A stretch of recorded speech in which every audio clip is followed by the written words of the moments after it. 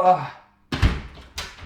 4 kilometers of coughing up my lungs. There was a fire overnight somewhere, but it's smoky and hazy and gross, which is absolutely not ideal for someone who has asthma. It's not good. So that's hard truth number 1. Don't go running when there's been a bushfire, because you're probably going to give yourself some sort of lung disease later in life. Don't do that. It's not good. Learn from my mistakes. Now today is Saturday, so I'm working until midday, and then I'm going to go to the gym, smash a fucking workout and get a big pump. But this week I've been getting back on the bike, and I'm very, very fit on the bike without doing anything really. I've just magically gotten fitter, and I think there's a hard truth there that I want to talk about today, as well as many others. So we're going to get to that eventually. I just need to get showered and ready to go, because I've literally got to leave in 7 minutes. Fuck.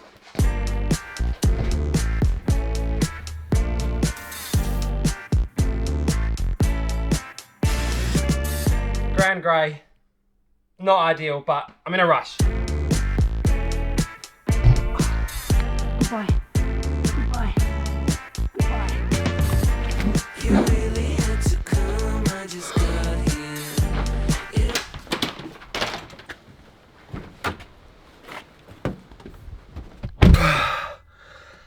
All right. You never had it right in the first place. Don't you mess up twice. You'll end up all alone. Do you want this? You really had to come, I just got here. Now, I'm wearing the same shit as this morning, but guys, I don't want to do double washing. That would suck. Okay, hard truth for endurance athletes number 2.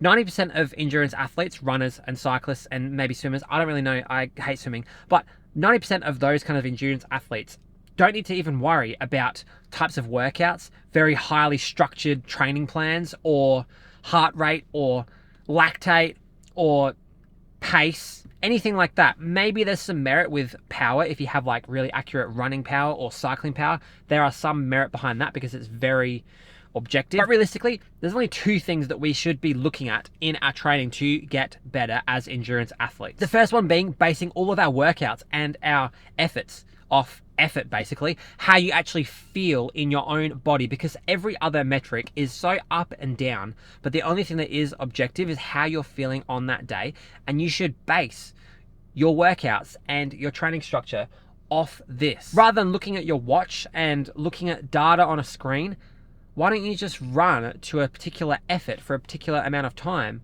and just take all of the mental gymnastics out of it? It just makes the most sense to me. And the same thing goes with cyclists. They had no data to base their training off, really, other than just going for it and then having days where they don't go for it.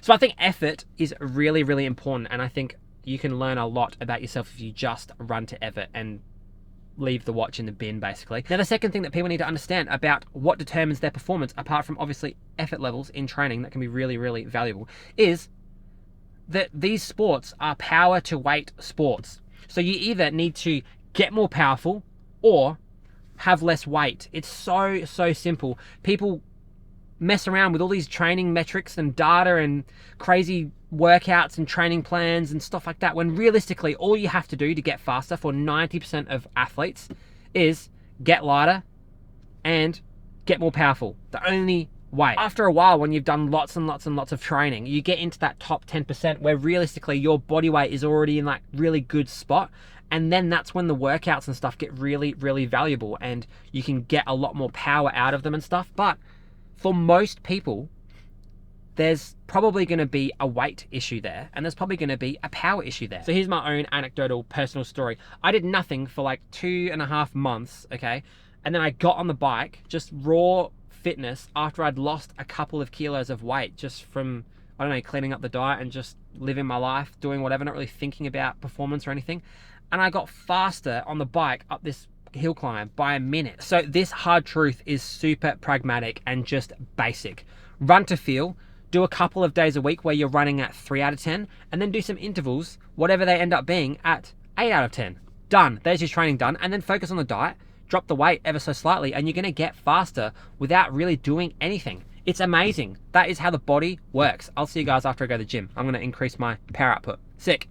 But once again, I'll say it again, people who have eating issues and really focus on being too lean and stuff like that, get that sorted. That is something that you need to get help from. I'm not trying to tell you to lose more weight. Please don't attack me in the comments. See ya.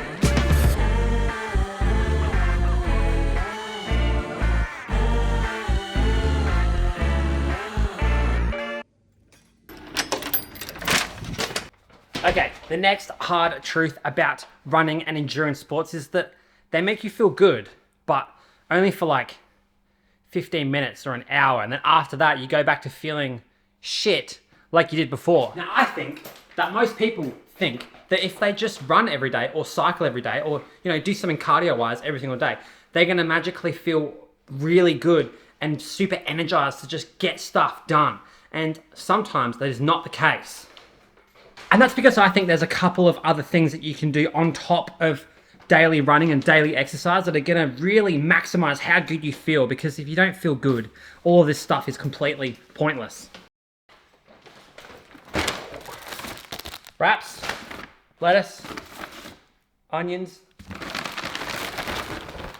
blueberries and mango, nothing better. Now, we talked about diet a little bit before, but I think the quality of your diet is a massive determinant into how you actually feel throughout the day. If you're eating heaps of packaged crap that's beige, you're gonna feel like shit. That's just my experience in life. I think if you have as much fruits and vegetables, mainly fruits, just to keep yourself going, that's gonna make you feel really good. Having grains and mostly carbohydrates around your training is also gonna make you feel good in your training and in life, because your brain and your body lives on carbs. As much as weird people on the internet that don't have fitness want to tell you that it doesn't and carbs aren't real, that carbs just don't do anything, they absolutely do. So the first thing that you can do to start feeling better, apart from just running, this is a hard truth, is just eating a better diet. Like, it's not that hard, really. Then the next thing is hydration. Are you hydrated enough for running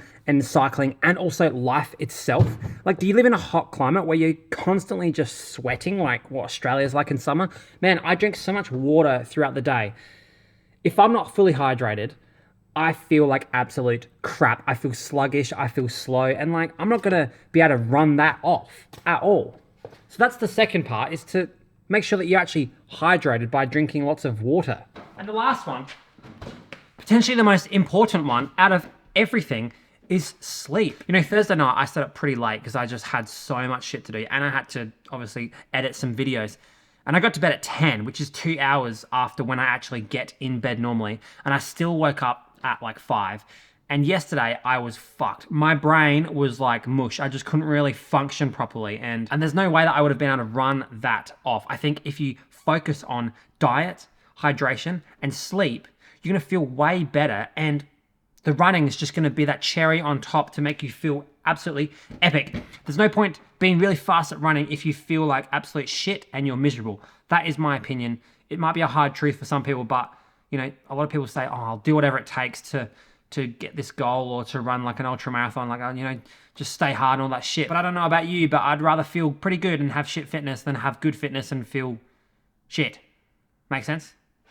But this is all just my opinion. I could be wrong. I want you guys to let me know if you don't agree in the comments, because I'm pretty interested to have discussions with people. And listen, I'm not this, cult leader that can never be wrong. I like to have dialogue with people. As long as you don't just start attacking me for no reason over like literally a video, because that's happened before and it's kind of sad. Okay, the next hard truth for this video is that you're probably not getting blood tests enough, and you probably have low iron. If all of your training is getting done and you're ticking all the boxes and doing all these fancy training plans and nothing's actually changing, it's probably your iron. If you don't have enough iron in your body, you can't actually deliver the oxygen to the areas in which you want them to be delivered so that you can continue to get faster and, recover from your training.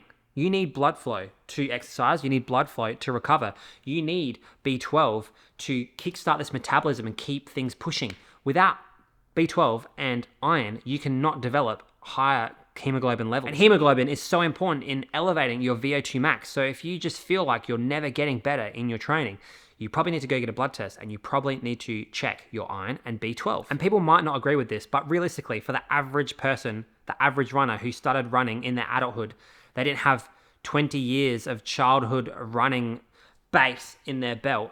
They should theoretically be able to continually get better and better and better until something, later down the line, maybe they start to lose muscle mass or stuff, whatever happens there. But they should be able to continually get better and better year after year without having to do a great deal different, as long as they're continually growing their aerobic base. The only reason why they can't do that is because they have low iron and low B12. It's just a simple fact, as well as obviously the sleeping and the food and the diet and the fueling of the training, stuff like that. Please get a blood test. Please get a blood test. It's not only going to make you better at training, it's also going to make you better at life if you find things that you are deficient in. So important. I'll see you guys tomorrow. Peace.